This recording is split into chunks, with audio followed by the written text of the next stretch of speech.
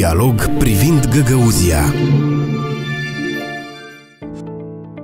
Culisele teatrului Găgăuz.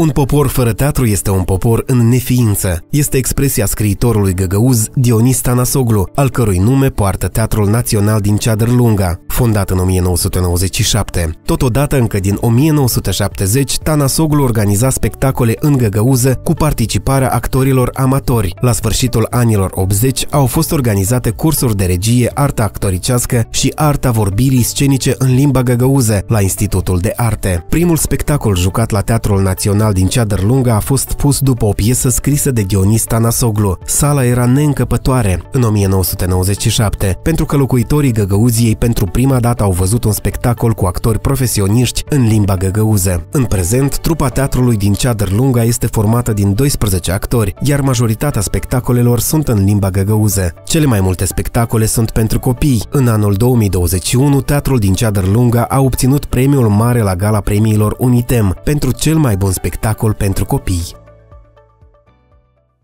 Dialog privind Găgăuzia.